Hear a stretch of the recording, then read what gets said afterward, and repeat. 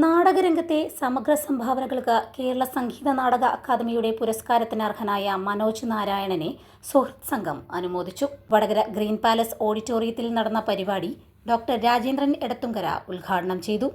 ഒരു പോസിന്, ഒരു കൈ വയ്ക്കുന്നതിന്, ഒരു ചലനത്തിന് അളന്നു മുറിച്ച അർത്ഥമുള്ള ഒരിടമാണ് നാടകവേദി.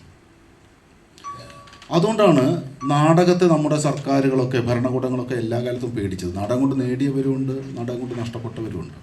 തിരുവിതാംകൂറിലെ ആദ്യത്തെ, ഒരുപക്ഷെ കേരളത്തിലെ തന്നെ ആദ്യത്തെ മജിസ്ട്രേറ്റ് അന്നാചാണ്ടി തിരുവിതാംകൂറിൽ നാടകം അവതരിപ്പിച്ചത് കൊണ്ട് മാത്രം മജിസ്ട്രേറ്റായ ഒരാളാണ്. അവർ വക്കീൽ പരീക്ഷ പാസ്സായി വന്നിട്ട് തിരുവിതാംകൂർ ശ്രീചിത്ര തിരുനാൾ ലൈബ്രറിയിലെ വാർഷിക നാടകങ്ങൾക്ക് അക്കാലത്ത് പുരുഷന്മാരായിരുന്നു സ്ത്രീ വേഷം കെട്ടുക.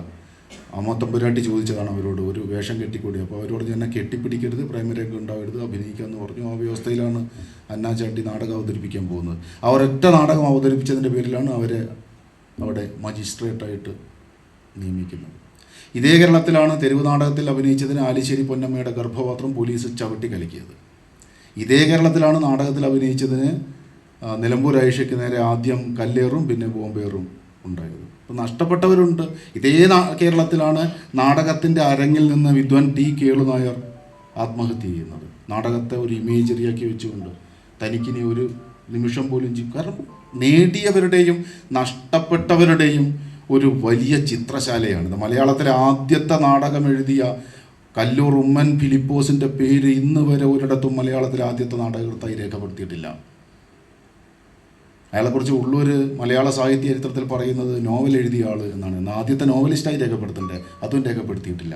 അവിടെ പറഞ്ഞത് നാടകം എഴുതിയ ആൾ എന്നാണ്.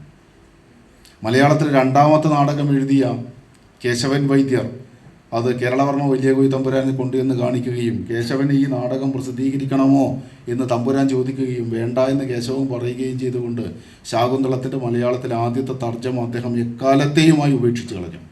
പിന്നീടാണ് കേരളവർമ്മ വലിയ കോയി തമ്പുരാൻ മലയാളത്തിലെ ആദ്യത്തെ നാടകം എന്ന പേരിൽ അഭിജ്ഞാന ശാകുന്തളം തർജ്ജമ ചെയ്യുന്നത്. അതിനു മുമ്പ് അയില തിരുനാൾ മഹാരാജാവ് ഒരു നാടക തർജ്ജമ ചെയ്യുകയും അത് പിൽക്കാലത്താണ് അത് പ്രസിദ്ധീകരിച്ചത്. അങ്ങനെ സ്വന്തം പേര് പോലും നാടകരംഗത്ത് കേൾപ്പിക്കാൻ കഴിയാതെ എന്നേക്കുമായി അസ്തമിച്ചു പോയവരുണ്ട്. അജ്ഞാതവാസം എന്നുള്ള നാടകം വിവർത്തനം ചെയ്ത ഒരു സ്ത്രീയുടെ പേര് അവർ എറണാകുളത്താണ്, കൊച്ചിയിലാണ്, കോന്നനാത്ത് കുട്ടിപ്പാർവമ്മ. നമുക്കറിഞ്ഞൂടാ, ഒരു ചരിത്രത്തിൽ അവരുടെ പേരില്ല, ഒരു ചരിത്രത്തിലും ഇല്ല.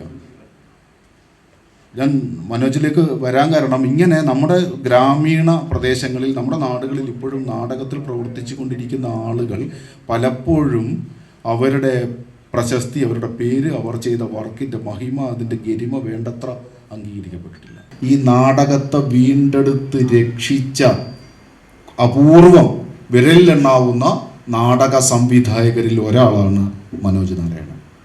അദ്ദേഹം ഭാവിയിൽ അങ്ങനെ തന്നെ അറിയപ്പെടും. മലയാള നാടകത്തിൻ്റെ ചരിത്രം എഴുതുന്ന ഒരാൾ ജി ശങ്കരപിള്ള എന്നോ CN ശ്രീകണ്ഠൻ നായർ എന്നോ PK വേണുക്കുട്ടൻ നായർ എന്നോ പറയുന്ന അതേ ബഹുമാനത്തോടെ മനോജ് നാരായണൻ എന്ന നാമം ഉച്ചരിക്കും. ഞാൻ എൻ്റെ പ്രിയപ്പെട്ട സുഹൃത്തിന് എല്ലാ ആശംസകളും നേരുന്നു. ഇത് ഒരു യാത്രയുടെ തുടക്കം മാത്രമാണ്. എത്രയോ ദൂരം ഇനിയും മുന്നോട്ട് പോകാനുണ്ട്. മലയാള നാടകം അന്തർദേശീയ തലത്തിലേക്ക് വളരേണ്ടതുണ്ട്.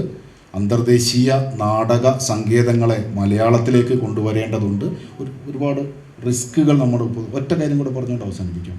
നമ്മുടെ ഈ തെയ്യമൊക്കെ ഉണ്ടല്ലോ, ഈ തെയ്യത്തെയൊന്നും നമുക്കിതൊരു നാടകത്തിൽ ഉപയോഗിക്കാൻ പറ്റിയിട്ടില്ല. ഞാൻ പറയുന്നത് തെയ്യം നാടകത്തിനകത്ത് തെയ്യം പ്രത്യക്ഷപ്പെടുന്നതല്ല. ഒരു കഥ തെയ്യത്തെ മാത്രം ഉപയോഗിച്ചുകൊണ്ട് എങ്ങനെ പറയാമെന്നുള്ളത് നമ്മുടെ മുമ്പിലെ വലിയ ബാധ്യതയാണ്. കാരണം നമുക്കങ്ങനെ ഒരു നാടക ഒരു തിയേറ്ററുണ്ട്. തെയ്യം ഒരു തിയേറ്ററാണല്ലോ.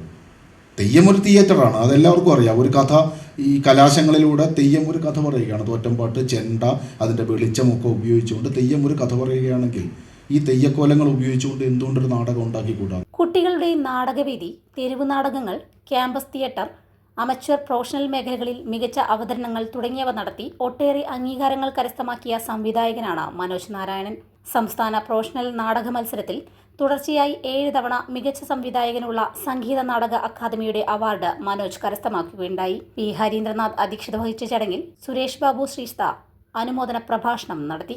Thodannur block panchayat vice president Naseema തട്ടാങ്കുനിയിൽ ഉപഹാര സമർപ്പണം നടത്തി. ആർട്ടിസ്റ്റ് രാംദാസ് മനോജ് നാരായണനെ പൊന്നാടി അണിയിച്ച് ആദരിച്ചു. Rajan Cheruvattu, K T Dinesh, M Rajith Kumar, Yunus Malarambath, P Rajesh, Sunila John എന്നിവർ ആശംസകൾ നേർന്നു സംസാരിച്ചു. പ്രജീഷ് തത്തോത്ത് സ്വാഗതവും ഹരീഷ് പഞ്ചമി നന്ദിയും പറഞ്ഞു. തുടർന്ന് സുധാകരൻ തത്തോത്ത്, ടി പ്രേമാനന്ദൻ, കനകരാജ് മയ്യന്നൂർ, ബാബു കല്ലേരി എന്നിവർ പങ്കെടുത്ത നാടകവർത്തമാനം അരങ്ങേറി.